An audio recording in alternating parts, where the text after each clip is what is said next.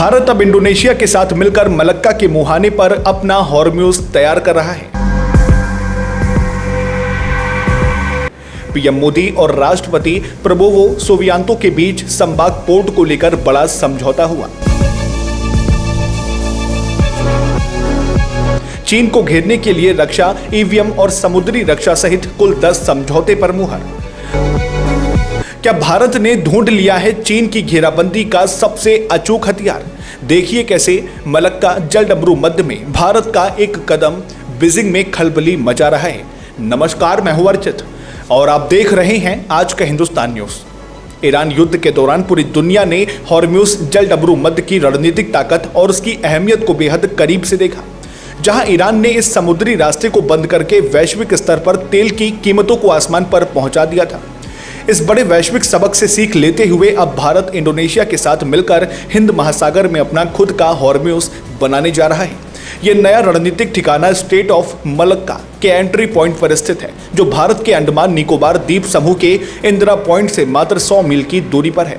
भारत और इंडोनेशिया के इस साझा कदम से हिंद महासागर में चीन की तमाम विस्तारवादी चालबाजियों पर पूरी तरह से अंकुश लग जाएगा। इंडोनेशिया के आधिकारिक दौरे पर गए प्रधानमंत्री नरेंद्र मोदी और वहां के राष्ट्रपति प्रबोवो सुबियांतो ने मिलकर इस बेहद महत्वपूर्ण रक्षा और समुद्री समझौतों पर हस्ताक्षर किए हैं।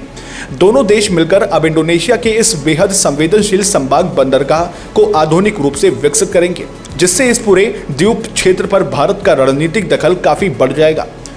संबाग बंदरगाह का महत्व इसलिए सबसे ज्यादा है क्योंकि ये दुनिया के सबसे व्यस्त समुद्री मार्ग मलक्का स्ट्रेट के मुहाने पर है, जहां से वैश्विक व्यापार का लगभग 25% हिस्सा गुजरता है।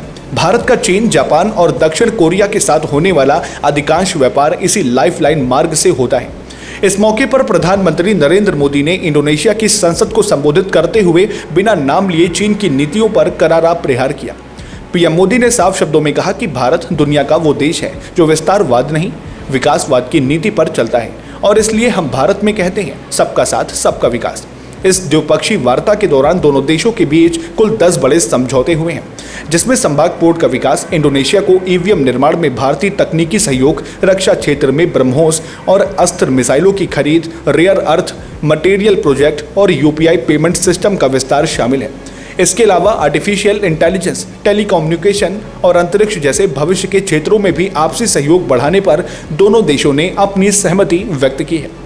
फिलहाल आपका इस खबर को लेकर क्या विचार है? अपनी राय कमेंट बॉक्स में जरूर साझा करें, लाइक करें, शेयर करें और सब्सक्राइब करें आज का हिंदुस्तान न्यूज को। फिर मिलते हैं एक और नए अपडेट के साथ, तब तक के लिए नमस्कार, जय हिंद, जय भारत।